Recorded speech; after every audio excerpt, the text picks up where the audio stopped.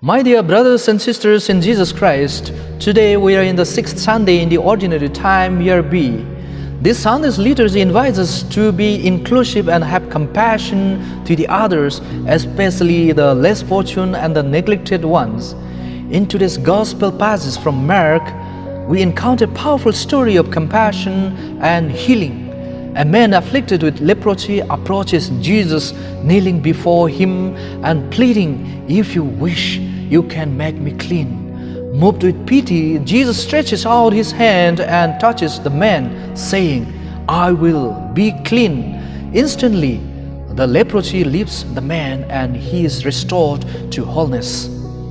This encounter between Jesus and the leper challenges us to reflect on how we respond to those who are marginalized or thought unclean in a society. In the time of Jesus, lepers were considered outcast, forced to live outside the community, isolated from their families and friends.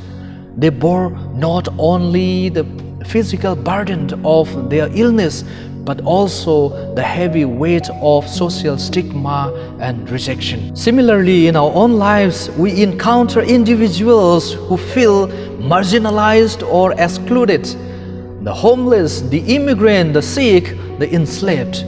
It is easy to turn a blind eye, to distance ourselves from their struggles, or even to stigmatize them further. But Jesus' response to the leper challenges us to a different way of living, a way rooted in compassion, mercy, and inclusion. In the first reading from Leviticus, we hear about the laws concerning leprosy. Those afflicted were required to live apart from the community, to announce their presence with cries of "Unclean, unclean." They were forced to bear the burden of their illness not only physically, but also emotionally and spiritually.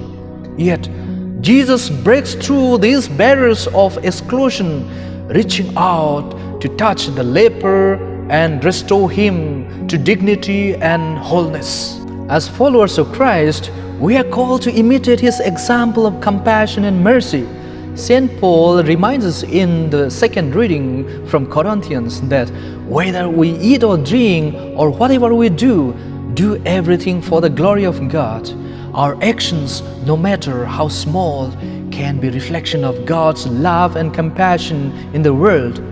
By reaching out to those who are marginalized or suffering, we become instruments of healing and reconciliation, bringing hope to the hopeless and light to those in darkness. So let us ask ourselves, who are the lepers in our midst? How can we reach out to them with compassion and love? As we continue our journey through this season of Ordinary Time, may we, inspired by the example of Jesus, to embrace the outcast, to welcome the stranger, and to show mercy to all those in need. May God grant us the grace to live out this call to compassion in our daily life. May God bless you and have a blessed Sunday.